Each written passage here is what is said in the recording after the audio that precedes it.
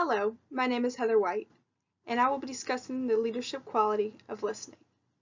When I was a young girl, everyone called me a quiet person. But as I grew older, everyone still called me quiet. But there was always that person said, no, she's a listener. When she has something to say, she will say it. Stephen R. Covey once said, most people do not listen with the intent to understand. They listen with the intent to reply.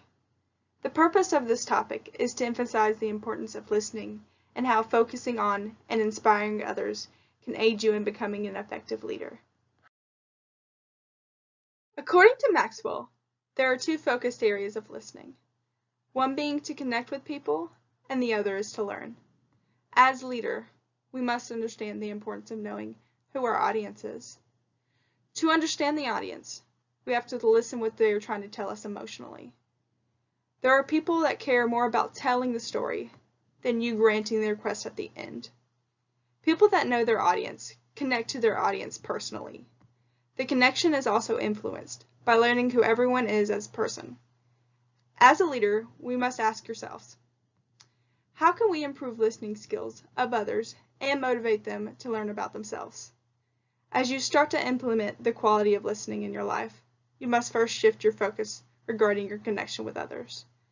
Furthermore, when you interact with others, try to concentrate more on learning about them than yourself.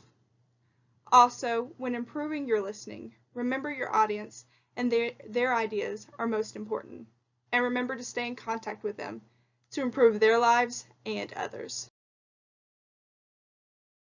When thinking of listening, a few examples come to mind: Oprah Winfrey and Theodore Roosevelt. Oprah is a true example of listening. When thinking about revamping her show, she listened to what her staff wanted. She said it was making changes in their lives just as it was making changes in hers. Theodore Roosevelt was a good listener, but he loved the quality in others. He once told people he was shaking hands with, he murdered his grandmother this morning. Most people didn't even hear it. Leaders must utilize this quality of listening to learn and communicate to improve themselves and those around them. Therefore, others are more willing to aid you in accomplishing your goals.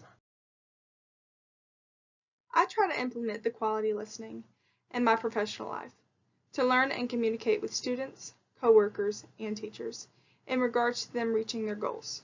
One example I have is during the day I work a lot with the counselors. A student named Chloe would come up to the counselor's office on a daily basis. Sometimes the counselor would be too busy, so I would sit down and listen to Chloe. After building a rapport with Chloe, I knew how to communicate with Chloe in a way she understood. Chloe now comes to my office instead of the counselor's office sometimes. Although I utilize listening quite often in my professional life, I am striving to improve the area in my personal life. Others can demonstrate the quality of listening by not trying to compete with others, but trying to learn what others are doing. When meeting with a competitor or customer, make time to get to know them as a person. Try to interact with them on a personal level. While speaking with an individual about information, make sure you look for the emotional information in the process. In conclusion, I believe to successfully demonstrate the quality listening, you must connect with individuals. By showing that you can connect with others as a leader, you will be able to influence others and assemble them to achieve greatness. Jeanette Winterson once said, "Everything in writing begins with language, and language begins with listening."